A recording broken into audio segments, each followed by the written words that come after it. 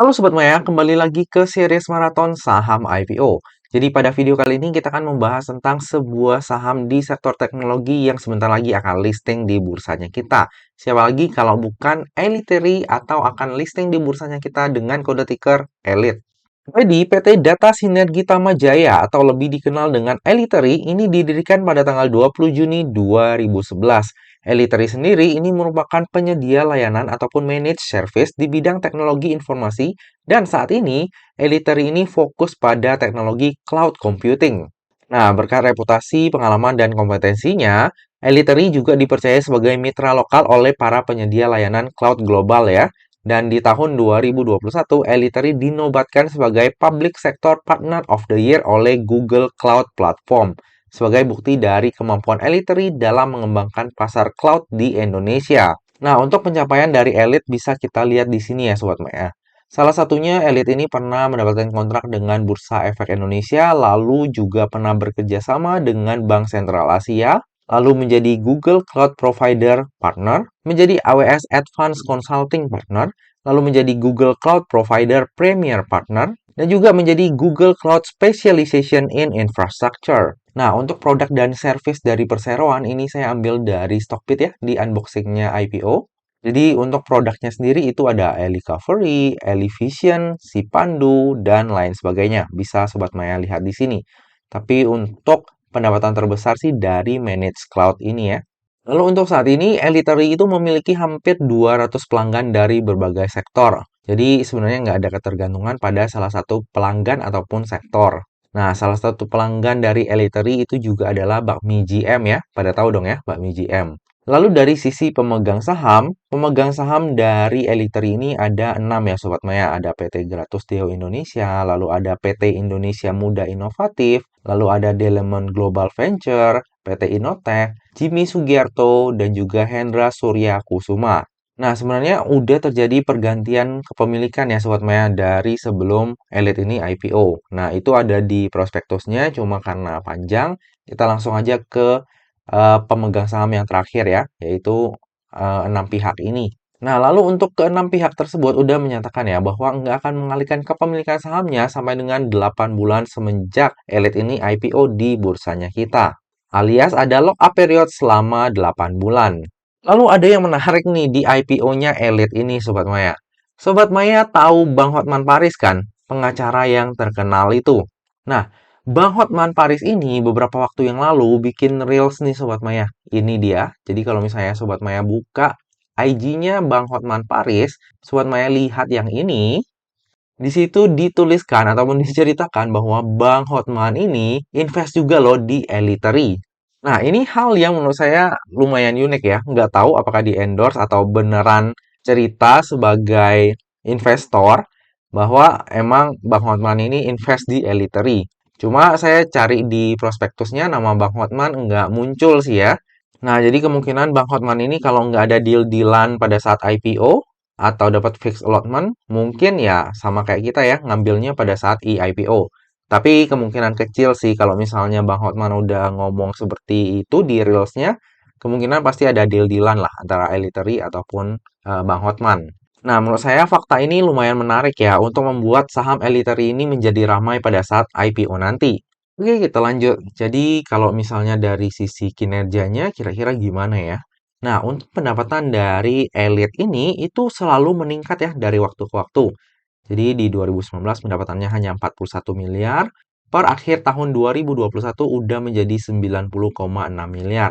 Dan per 31 Oktober 2022, pendapatannya udah melebihi pendapatan full year di tahun 2021. Sementara dari sisi laba bersihnya, walaupun ada sedikit penurunan dari tahun 2019, tapi di tahun 2021 laba dari Elite ini semakin meningkat dan di tahun 2022 labanya juga semakin naik. Nah, jika kita bicara dari sisi pertumbuhan, untuk Elite ini lumayan bagus ya Sobat Maya, baik dari pendapatan ataupun laba bersihnya itu selalu naik dari tahun ke tahun. Nah, dari sisi bisnis juga harusnya emang bisnisnya Elite ini cukup bagus dan emang dibutuhkan ya di masa mendatang. Jadi harusnya pertumbuhan growth-nya ini masih bisa dipertahankan. Lalu jika kita lihat dari produk dan layanan yang berkontribusi ke pendapatan itu terbesar dari Managed Cloud ya. Jadi ini mendominasi kayaknya lebih dari 60% pendapatannya elit. Dan jika kita lihat untuk managed cloud ini, itu baru ada pendapatannya di tahun 2020 ya. Sebelumnya di 2019 itu nggak ada. Jadi untuk potensinya di tahun-tahun mendatang ada kemungkinan managed cloud-nya ini pendapatannya malah akan berkontribusi lebih besar lagi terhadap pendapatannya elit. Jadi mari aja kita tunggu ya untuk pendapatannya di tahun-tahun mendatang. Oke, kita lanjut ke struktur IPO-nya. Jadi dalam IPO ini sebanyak-banyaknya 500 juta lembar saham atau mewakili sebanyak 24,61% dari modal ditempatkan dan disetor penuh yang akan ditawarkan kepada masyarakat. Untuk harga penawarannya sendiri itu berkisar antara 120 hingga 150. Sehingga dana yang akan diraup dari IPO ini adalah sebanyak-banyaknya sebesar 75 miliar. Dalam IPO ini, elit juga akan menerbitkan itu waran dengan rasio 2:1. Untuk harga pelaksanaannya pada saat prospektus ini dibuat itu masih belum ditentukan ya. Tapi dengan adanya waran dengan rasio 2:1 ini akan membuat IPO-nya elit menjadi lebih menarik karena resikonya menjadi lebih terukur. Lalu untuk penggunaan dana IPO-nya, untuk tujuan yang pertama yaitu sekitar 14,29% itu akan digunakan untuk pembelian server ataupun untuk CAPEX. Lalu sisanya sekitar 85,7% itu akan digunakan untuk OPEX. Penggunaan dana IPO-nya standar lah ya. Sebagian kecil dipergunakan untuk CAPEX dan sisanya dipergunakan untuk OPEX. Lalu dari sisi underwriter, ternyata yang menjadi underwriter dari IPO-nya Elite ini adalah NH Korindo Sekuritas atau dengan kode brokernya XA. Nah, XA ini udah sering banget ya mengawal saham IPO nih Sobat Maya. Jadi saya di sini sertakan historikalnya di tahun 2022 aja. Jika Sobat Maya lihat dari historikal ini, di tahun 2022 ini XA ini lumayan oke ya. Nggak ada satupun saham yang dikawalnya itu tutup di zona merah. Nah, cuma bagi Sobat Maya yang nantinya akan ikutan IPO Elite, tetap harus hati-hati ya. Karena XA ini kalau misalnya Sobat Maya yang belum tahu nih ya, kalau misalnya yang udah sering ikutan IPO sih pasti udah tahu. Dia tuh karakteristiknya bisa aja dibawa tinggi, tapi begitu mau dibanting itu sakit juga Sobat Maya. Bisa ARB berjilid-jilid. Nah, terkait dengan ARB kita juga belum tahu nih ya, apakah nanti Januari akan diterapkan nih untuk ARB simetris ya, jadi ARA dan ARB-nya itu simetris. Kalau misalnya iya, itu lumayan harus ekstra hati-hati sih untuk IPO-IPO yang dikawal oleh underwriter yang lumayan sadis. Tapi so far untuk kinerjanya XA di tahun 2022 lumayan bagus dan semoga harapannya di IPO-nya Elite ini pun akan seperti itu ya. Oke, kita lanjut ke laporan keuangannya. Jika kita lihat dari sisi aset, cenderung stagnan ya di tahun 2019 ke tahun 2020 hingga ke tahun 2021 juga. Tapi per 31 Oktober 2022 asetnya meningkat tajam. Sementara dari sisi liabilitas enggak terlalu banyak perubahan ya. Di akhir 31 Oktober 2022 liabilitasnya sebesar 44,8 miliar. Namun jika kita lihat dari sisi ekuitas, ekuitasnya ini terus meningkat dari tahun ke tahun. Di 2019, ekuitasnya sebesar 11,4 miliar, lalu di tahun 2020 meningkat menjadi 14,5 miliar, dan di tahun 2021 meningkat menjadi 19,4 miliar. Per 31 Oktober 2022, ekuitasnya ini meningkat tajam ya. Salah satunya adalah karena adanya pembagian dividen saham, lalu ada konversi utang yang dikonversi menjadi modal saham. Jadi nggak perlu terlalu merasa wow juga untuk peningkatan ekuitas ini karena peningkatan ekuitasnya bisa terjadi karena adanya dua hal tersebut. Memang ada juga kontribusi dari laba bersih yang dihasilkan oleh elit, tapi nggak sesignifikan dari pembagian dividen dan juga konversi utang menjadi saham. Lalu bagi yang concern terhadap daftar efek syariah, jika kita lihat dari sisi rasio hutang dan juga sektor usahanya, kemungkinan besar elit ini akan masuk ke dalam daftar efek syariah. Namun untuk lebih pastinya, kita tunggu aja ya pengumuman resminya. Lalu kita ke bagian valuasi. Jika kita lihat secara valuasi di tahun 2021, valuasi Elite ini lumayan mahal ya. Namun beranjak ke tahun 2022, untuk valuasi dari Elite ini sudah lumayan standar lah untuk ukuran saham IPO di sektor teknologi.